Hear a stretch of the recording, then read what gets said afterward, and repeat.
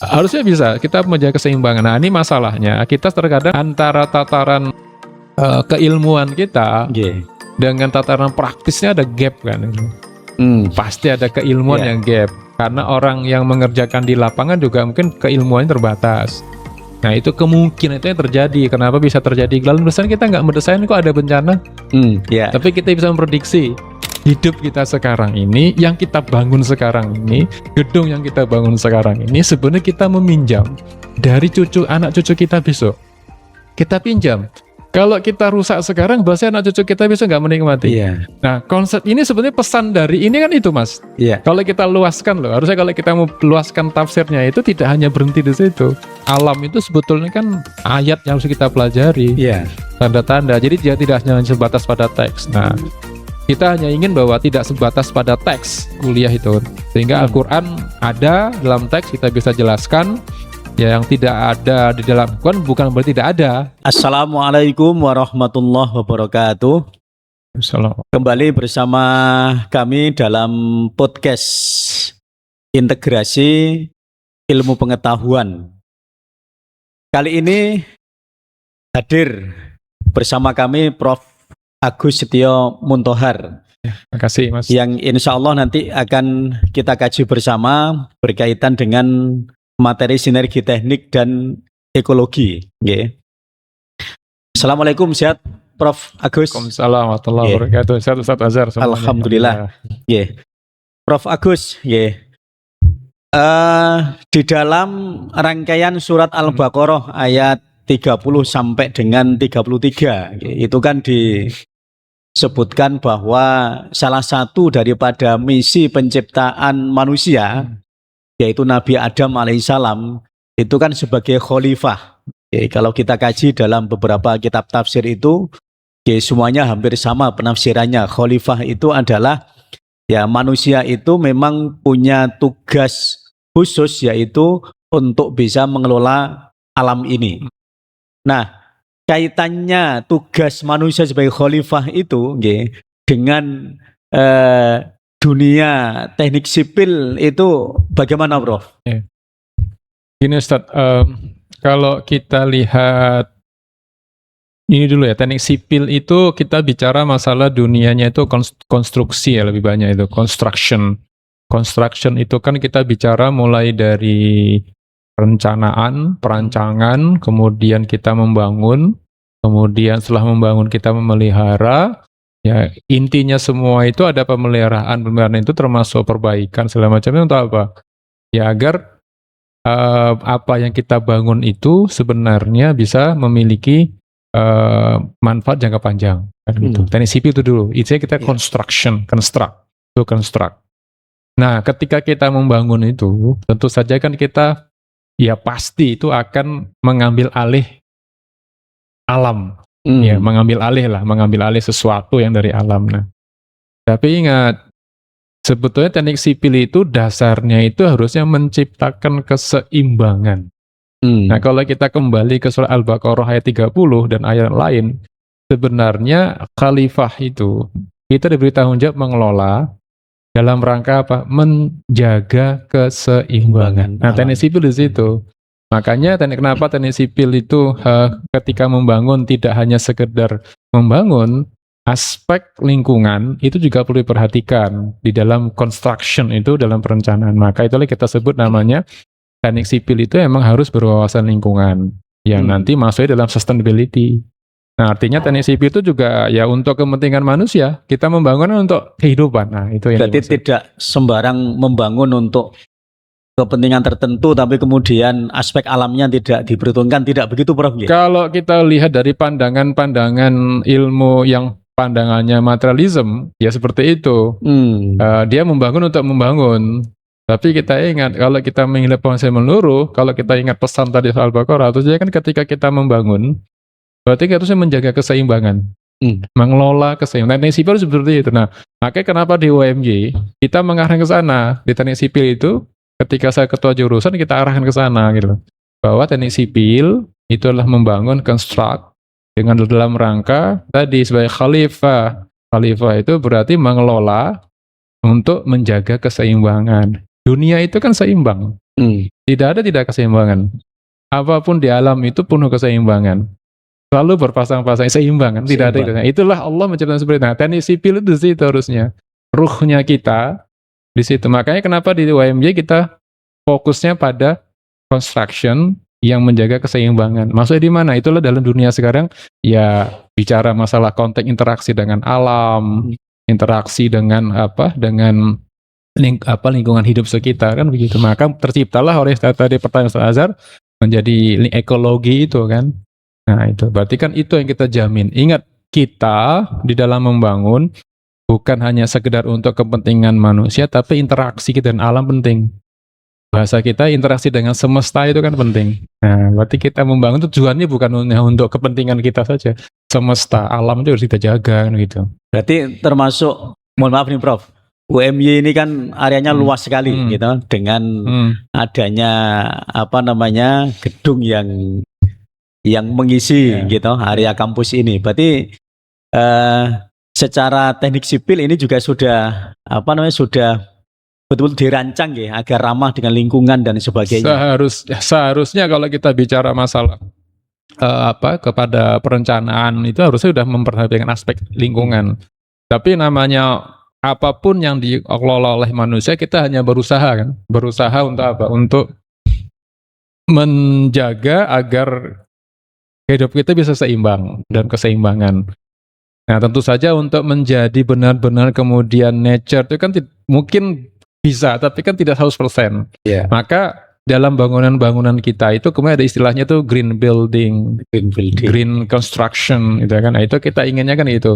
Agar semuanya itu kembali ke alam, bukan kita ke alam lagi. Makanya dari kita harus tumbuhkan bisa gini. Contohnya gini, gedung itu kan kita bangun katakan pakai beton. Beton itu sudah mengeluarkan emisi berapa itu dengan beton, karena dari semen produksinya sudah banyak, emisi karbonnya luar biasa. Nah, itu kan harus kita berikan, misalnya harus dengan, kalau kita bicara lingkungan berarti kita harus tumbuhkan dengan misalnya memberikan pepohonan. Ada green roof, atapnya itu dibikin untuk sebagai bisa menyerap karbon CO2-nya begitu. Harusnya itu keseimbangan itu kita kembalikan. Bahkan ada satu ilmu lagi, Mas. Saya ingat betul pada saat itu saya memperkenalkan tentang geosequestration. Itu bagian dari apa itu, Prof? Jadi kita menyimpan CO2 itu ke dalam tanah. Ya. Geosequestration. Jadi kita mengambil CO2 kita simpan. Itu juga satu bentuk. Kalau sekarang mungkin sekarang kalau dari pemerintah kita kan carbon capture.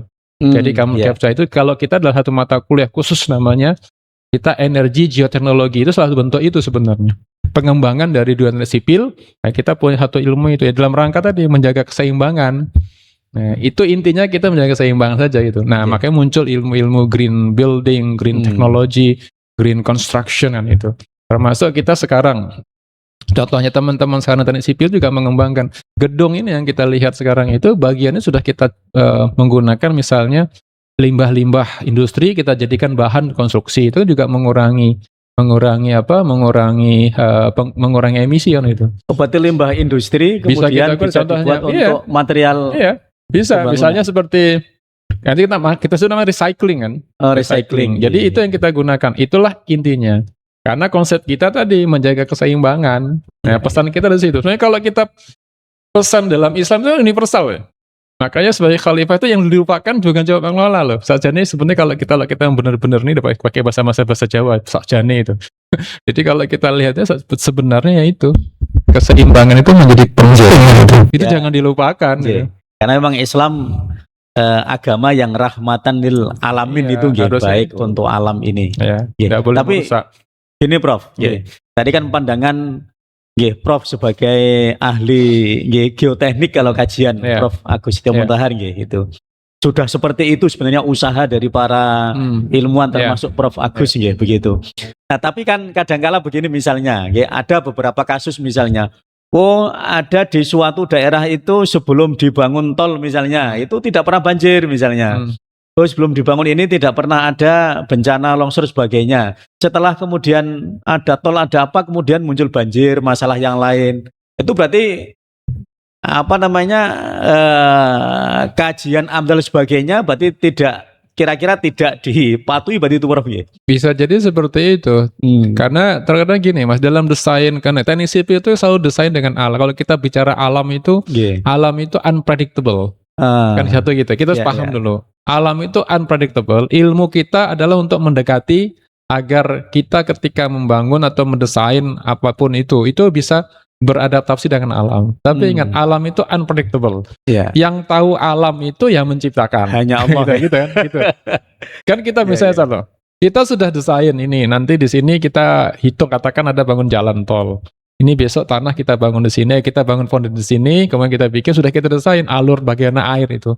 Tapi lagi alam itu unpredictable. Nah, harusnya ilmu-ilmu yang sifatnya prediktif ini ada teknik sipil, ada ilmunya. Seperti saya bisa memprediksi kapan hujan itu kan, longsornya di mana, kita bisa ilmu-ilmu prediksi itu ada dalam teknik sipil. Tetapi dalam faktanya itu kan banyak variabel-variabel yang faktor yang itu. Nah, tugas kita itu seharusnya tadi memprediksi kemungkinan alam itu rusak itu apa penyebabnya. Itu seperti tadi. Makanya kalau bilang ini jalan dulu nggak dibangun jalan, nggak banjir, sekarang kok banjir, berarti ada satu bagian yang itu kita terlewatkan dalam desain. Oh, nah, gitu ya. Bisa jadi karena pasti kita mendesainkan asumsi-asumsi. Jadi mungkin itu juga bisa disengaja atau tidak misalnya. Ingat, dalam desain itu apapun itu selalu dengan sebuah asumsi. Karena untuk pendekatan itu kita pasti menggunakan sebuah asumsi-asumsi. Kan pakai teori itu kan banyak asumsinya. Nah, maka kita membangun ini asumsinya seperti gini, asumsi seperti ini. Nah, itu. Nah, emang seharusnya begitu kemudian kita setelah membangun ada masalah lingkungan, ya dievaluasi. Itulah fungsinya. Nah, saya tidak mau menyoroti juga misalnya, ini memang kajian AMDAL-nya yang keliru, ya mungkin juga. Kita nggak tahu kan, tapi yang penting kan kemungkinan. Tapi karena alam tadi memang kata kuncinya prediksi penuh penuh. Nggak ada yang bisa prediksi penuh. Saya sering sampaikan bahwa yang tahu alam itu hanya yang menciptakan sendiri. Tapi tugas kita, tugas manusia, ya kita punya ilmu mencoba untuk mendekati bagaimana sebenarnya alam itu, kita pelajari perilakunya itu kan, itu yang kita. Tapi prinsip gitu. Jadi prinsipnya kita ketika membangun itu emang tidak boleh menciptakan ketidakseimbangan. Tapi ketika manusia membangun pasti ada ketidakseimbangan pasti. Nah, harusnya kita kembalikan bagaimana supaya hidup kita menjadi lebih seimbang. Bahasa saya itu harmoni ya. Tapi bisa tidak Prof misalnya prinsip harmoni tadi itu. Jadi secara sipil misalnya aspek keamanan, kekuatan, fungsi dan sebagainya itu tetap terjaga, tetapi juga tetap menjaga kelestarian lingkungan itu sama-sama bisa diambil tidak? Bisa sebetulnya. Jadi maka saya katakan kan ketika kita membangun itu harus bersanding dengan kita memulihkan lingkungan. Contohnya saya berikan. Saya punya penelitian tentang rumput vetiver ya. Membimbing mahasiswa, kita kira tahun 2015 itu. Nah, dari rumput vetiver ini kan kemudian bisa digunakan untuk memulihkan lahan tambang. Lahan tambang yang sudah rusak, kan harus kita tumbuhkan tanaman. Nah, tanaman pertama kita tanam rumput vetiver ini. Nah, ada alumni saya kan bekerja di situ, lulus kebetulan tugas akhir tentang vetiver, ketika interview dengan perusahaan langsung direkrut karena tadi relevan. Nah, itu kan artinya kita kan harus berpikiran ini setelah kita membangun, potensi kerusakannya apa, usaha memulihkannya bagaimana. Nah, usaha pemulihan ini kita rehabilitasi. Nah, jadi kita prosesnya tidak hanya construction tapi rehabilitasinya bagaimana? Ada construction, ada rehabilitation. Nah, kalau sebelum itu ada remedial kan gitu. Itu yang kita pikirkan. Harusnya bisa kita menjaga keseimbangan. Nah, ini masalahnya kita terkadang antara tataran keilmuan kita dengan tataran praktisnya ada gap kan. Pasti ada keilmuan yang gap. Karena orang yang mengerjakan di lapangan juga mungkin keilmuannya terbatas. Nah, itu kemungkinan itu yang terjadi. Kenapa bisa terjadi? Lalu misalnya kita nggak mendesain kok ada bencana. Tapi kita bisa memprediksi. Kalau kemudian tiba-tiba ada munculkan bencana atau apa, berarti kan kita tidak tahu ada apa. Nah, itu kita bahkan varian kita sebut uncertainty itu kan, ketidakpastian, itu yang kita sebut uncertain lah, gitu ya. Itu yang kita bilang teknik sipil gitu. Tapi kata kuncinya, seperti tadi Mas Ustadz Azhar sampaikan tadi, ya harus ada tahu ketika kita membangun, juga harus bisa alam itu bagaimana kita pulihkan. Ya ada keseimbangan lah dengan lingkungan. Itu yang kita inginkan. Target kita gitu. Makanya teknik sipil yang tadi semua Mas Dr. Azhar itu hijau.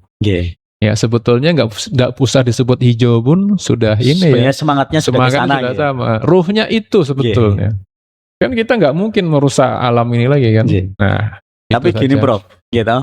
Di rangkaian surat Al-Baqarah yang 30 tadi misalnya, setelah Allah menyebutkan inni ja'ilun fil ardi khalifah. Kemudian malaikat kan mengatakan itu.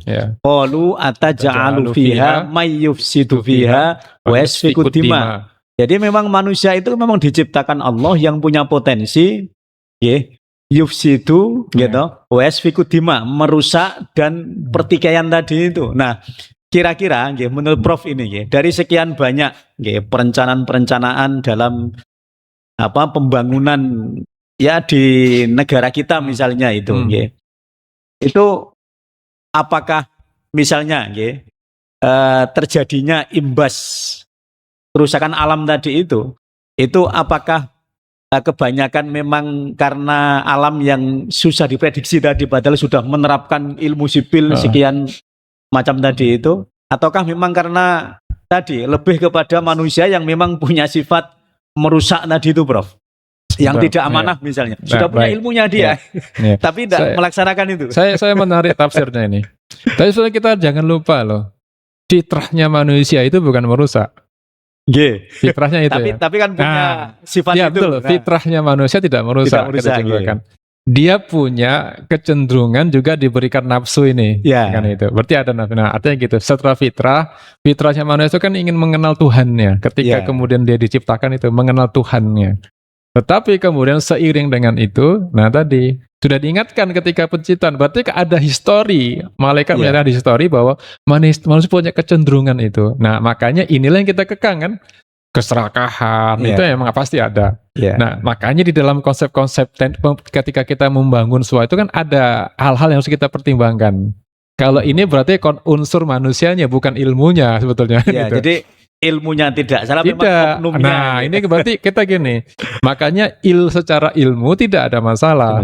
Masalahnya sekarang masalah orang. Nah, hal seperti ini yang harus kita bicarakan, bagaimana kita menjadikan orangnya ini benar-benar memiliki ilmu. Nah, itu loh.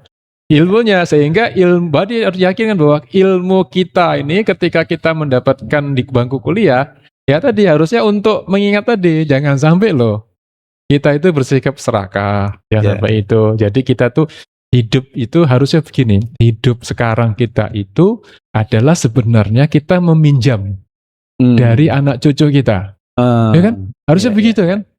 Hidup kita sekarang ini, yang kita bangun sekarang ini, gedung yang kita bangun sekarang ini, sebenarnya kita meminjam dari anak cucu kita besok. Kita pinjam. Kalau kita rusak sekarang, berarti anak cucu kita besok nggak menikmati. Nah, konsep ini sebenarnya pesan dari ini kan itu, Mas. Kalau kita luaskan loh, harusnya kalau kita mau luaskan tafsirnya itu tidak hanya berhenti di situ. Kita berhentinya karena kita bisanya mengelola khalifah itu mengelola keseimbangan, berarti punya konsep hati-hati ya manusia, bahwa kita ini sekarang ini hidupnya meminjam dari besok keturunan kita yang entah ratusan tahun lagi. Makanya ketika kamu meminjam itu dijaga. Nah, ketika kita meminjam pasti dijaga kan? Amanah. Berarti kita masuk dalam konsep orangnya ini ketika dia mendesain ataupun harus ada orang yang amanah. Kan gitu, itu kuncinya sebetulnya. Jadi memang ilmu memang sudah dikembangkan sedemikian rupa, sudah sesuai dengan kaidah-kaidahnya. Cuma kemudian oknum orangnya yang memang kemudian tidak memiliki keamanahan, kejujuran dan sebagainya, sehingga tidak menerapkan ilmu itu dengan semestinya gitu Prof. Ya karena kita gini, Mas, saya sampaikan Ustaz Azhar ya, karena kita di dalam ketika sekarang ini kita belajar ilmunya kan terpisah-pisah, tidak komprehensif.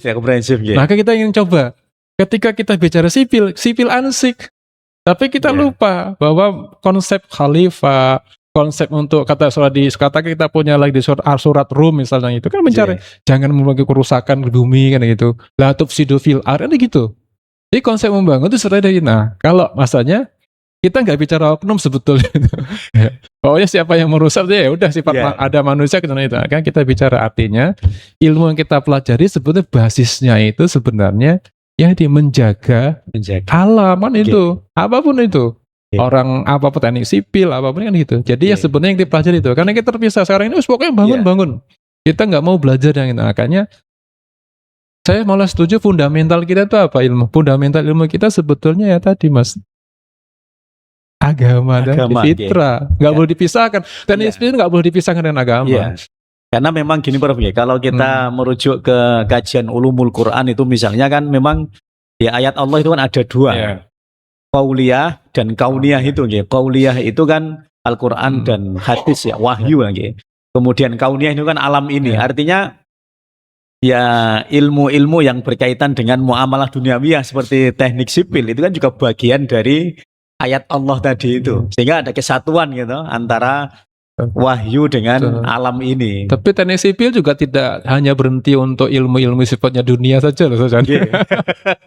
Teknik sipil itu berkaitan dengan, karena kalau kita teknik sipil ketika kita membangun itu bukan urusan dunia juga sebetulnya. Urusan bagaimana menjaga alam itu kan urusan akhirat juga. Maka itu, ini kan berarti pada filosofi. Nah kalau bicara saya epistemologinya yang kita bicara harusnya itu. Nah ilmu seperti inilah yang sebenarnya kita ingin sampaikan kepada mahasiswa. Dosennya harus berpikir, berpandangan bahwa ketika dia mengajar, ketika dia bicara ada ilmu desain, ya harusnya kan dibicara ini ilmu desain kita itu ini loh maksudnya. Nah, bahwa kita itu dalam rangka misalnya tadi la tufsidu fil ard kan gitu. Kan banyak di dalam Al-Qur'an menjelaskan itu bahwa kita tidak boleh membuat kerusakan itu kan termasuk gitu. Al-A'raf juga bicara begitu banyak ayat. Nah, hal sebegini sebetulnya harus kita jadikan satu. Makanya saya lebih baik memang harusnya bagaimana kita sekarang mengimplementasikan yang tadi terintegrasi. Nah, karena memang tadi Prof tidak ada dikotomisasi ilmu tadi. Karena memang tadi sumbernya baik itu qauliyah atau kauniyah kan sama sumbernya Allah tadi itu. Cuma hanya pembagian ini ilmu wahyu, ini ilmu muamalah tadi. Tapi kan kaitannya tadi sama-sama untuk menaati aturan Allah sebagai pencipta. Ya bahasa saya gini Mas, akadnya harus kita perbaiki. Akad orang belajar teknik sipil di UM itu akadnya harus diperbaiki, niatnya diperbaiki dia. Dia mau jadi apa? Apakah saya hanya menjadi seorang insinyur ansik, menjadi seorang sains ansik, ataukah dia betul-betul ingin tadi menjadi seorang insinyur, dia sekaligus seorang yang benar-benar paham bahwa apa sebenarnya filosofi atau dasarnya di materi sipil itu ya kembali kepada tadi kepada Tuhannya itu kan harusnya itu. Jadi kalau orang kembali itu dia nggak akan merusak lagi, yakin sudah tidak akan macam-macam lagi kan? Karena dia diciptakan Allah sebagai khalifah tadi yang harus tanggung jawab kepada Allah Tuhan yang menciptakan dia dan alam ini gitu Prof. Harusnya seperti itu. Terus gini Prof. Kalau kita melihat regulasi Prof. Regulasi ini kan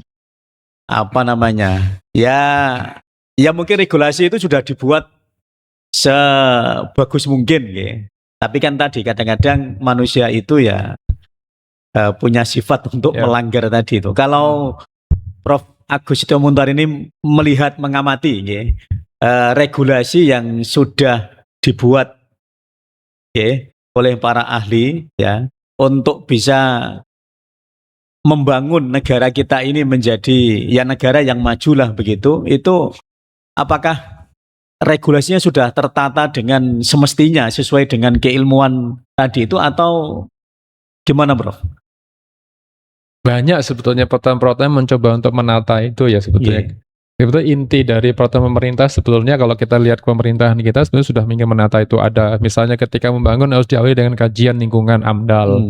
Ada ANDAL macam-macam itu, termasuk harus ada ketika membangun ini, setelah membangun harus presentasi di tenaga ahli bangun gedung, presentasi dulu. Artinya secara aturan sudah mencoba untuk ditata gitu. Nah, artinya aturan itu udah sangat ideal bisa. Tetapi kan yang paling jadi masalahnya kan tadi ketika dijalankan ini dia ada mungkin 1-2 yang kemudian tidak sesuai lewat jalur-jalur yang ini. Jadi yang terjadi sekarang itulah mungkin ada penyimpangan. Nah, penyimpangan ini sebetulnya kan tidak dalam rangka aturan-aturan itu. Semua sudah diatur dengan baik. Seperti misalnya kita ingin bangun jalan, harus ada kajian andal lalinnya segala macam, semua harus lengkap kan itu. Artinya memang sudah dikondisikan untuk mengarah agar ketika kita melakukan pembangunan itu sudah sesuai dengan kaidah-kaidah lingkungan, kaidah-kaidah masa depan juga, sustainability. Nah, tadi berarti kita kan satu lagi pelaksanaannya yang kita aturan insya Allah sudah bisa mengcover semua. Kemudian saya juga ikut terlibat dalam position SNI, ya udah ideal sekali SNI itu. Tapi ketika kemudian implementasinya ini berarti kan harus yang kita lihat kan kemampuan memahami dari manusianya. Artinya gini Prof, jadi pemerintah pun sebenarnya dalam hal merancang regulasinya itu sudah melibatkan para ilmuwan gitu sudah. Iya, misalnya seperti kita membuat aturan-aturan itu pasti kita contohnya pasti melibatkan. Nah, hanya masalahnya kan kalau ketika bikin asuran pasti juga banyak pendapat gitu. Nah, sekarang mau yang mana dipakai itu saja gitu. Tapi yang jelas kalau kita lihat semangatnya aturan itu kan harusnya untuk mempermudah dan juga menjaga sustainability kan itu. Hanya masalahnya kalau ada pelaksanaan yang kurang itu harusnya dievaluasi harusnya harusnya misal kalau kita ini ada aturan untuk bangun jalan gitu ya, tapi ternyata menimbulkan kerusakan dievaluasi padahal kan nggak ada aturan untuk merusak itu kan gitu. Itu yang perlu kita perhatikan itu. Yang terakhir ini Prof. Prof Agus ini kan seorang peneliti yang kalau dalam beberapa data itu masuk dalam jajaran sekian ilmuwan begitu Nah, kemudian juga Prof sebagai pengajar dosen ini di Teknik Sipil UMY ini. Bagaimana cara Prof Agus ini di dalam memahamkan tadi. Jadi Teknik Sipil ini ya semangat aslinya itu adalah ya memang selalu berdampingan dengan alam tadi. Dengan prinsip bahwa landasan semuanya adalah agama sebagai manusia sebagai khalifah tadi. Itu cara memahamkan ke anak-anak sehingga tidak hanya teknis-teknis gitu. Gimana Bro sementara ini dalam memahamkan masalah itu? Kalau dalam kuliah biasanya kita coba sandingkan ya. Misalnya ketika kita bicara teori-teori, misalnya ketika saya bicara masalah longsor. Longsor itu kita ceritakan bagaimana misalnya mekanisme dari hujan gitu kan. Nah, saya mencoba meluruskan. Banyak orang menyebutkan ketika longsor penyebabnya hujan. Saya bilang bukan. Hujan tidak pernah jadi penyebab. Hujan itu pemicu, hujan itu rahmat gitu kan. Nah, itu kan sebetulnya memahami bahwa yang namanya kita luruskan. Maka itu salah satunya itu. Yang maksudnya seperti ini. Longsor itu terjadi karena apa? Bukan karena hujan. Kita ceritakan. Kita sampaikan beberapa ayat-ayat dalam Al-Quran itu tidak mengatakan hujan itu bukan bencana, bahwa hujan itu membawa kabar gembira kan gitu. Maka kita sampaikan itu satu. Nah, artinya kita mencoba untuk mengajar pada mahasiswa itu kita harus tahu dulu kan isi Al-Qur'annya, mencoba membaca, kita mencoba untuk menyandingkan bahwa ilmu-ilmu yang ada di mata kuliah itu masih ada beberapa relevansinya. Itu kalau masih ada yang relevan dengan yang tersecara teks teks ada di dalam Quran itu kita sudah jelaskan. Tapi kalau kita bicara kontekstual yang sifatnya tidak dalam Quran, kita jelaskan bahwa konsepnya kembali tadi bahwa ketika bumi diciptakan itu kan semua dalam kondisi seimbang. Tidak ada yang cacat gitu kan. Soal mulk kita lihat itu kan. Tidak ada yang futur cuma kita saja itu yang kita konsep dasarnya itu. Konsep dasar itu adalah keseimbangan. Nah, teknik sipil intinya itu. Nah, artinya kita juga mencoba untuk kalau saya dalam kuliah itu 5 menit itu membaca Quran. Nanti kita jelaskan, ini maksudnya apa. Misalnya ada mata kuliah berkaitan dengan paling tidak ini misalnya kita bicara masalah teori tanah. Tentang tanah itu ada bagian apa saja, jenis-jenis tanah itu kita sambilkan. Contohnya misal ketika ada pembentukan bumi, kita jelaskan bagian bumi. Misalnya, apa fungsi dari gunung, misalkan. Di situ katakan wal jibala autada. Fungsi dari gunung itu adalah untuk sebagai pasak. Maksudnya apa pasak itu? Nah, kita bicara masalah keseimbangan. Teori tentang bumi ini sudah baru terbentuk sekitar tahun 1922 gitu. Sebetulnya aku sudah menyebutkan bagaimana terjadinya bumi itu kan kita ceritakan. Ini kan kita mencoba untuk mengkaitkan bahwa apa yang dalam Al-Quran itu bisa kita tuangkan dalam mata kuliah kita. Nah, kalau yang belum ada kita mencari secara alamiah bahwa ingat alam itu sebetulnya kan ayat yang harus kita pelajari. Tanda-tanda. Jadi dia tidak hanya sebatas pada teks. Nah, kita hanya ingin bahwa tidak sebatas pada teks kuliah itu. Sehingga Al-Quran ada dalam teks kita bisa jelaskan. yang tidak ada di dalam Quran bukan berarti tidak ada. Ya kita bisa melihat ya ayat-ayat kauniyahnya ada banyak situ. Ya kita mencoba interaksi. Nah mungkin ya yang harus kita utamakan pertama itu ya dosennya sendiri. Iya. Harus mengerti. Iya. Karena kalau tidak begitu nanti ya peserta didik memang tidak bisa mengaitkan, Prof. Iya, harus begitu. Nah, itu kan kalau kita kan bicara pada tataran filosofi. Iya. Kalau teknik kan tidak ada yang langsung ya, kecuali ada hal-hal yang langsung misalnya tadi bagaimana hujan kan diceritakan dalam Quran itu, bagaimana proses terjadinya hujan itu kan dikumpulkan dengan angin bergerak, berarti kita bisa cerita itu berarti kita bisa siklus air. Ketika kita bicara bagaimana bumi diciptakan juga ada siklusnya, siklus batu terus begitu.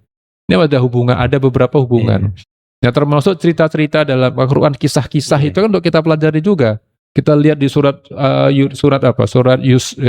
Yusuf yang ayat 111 itu cerita begitu.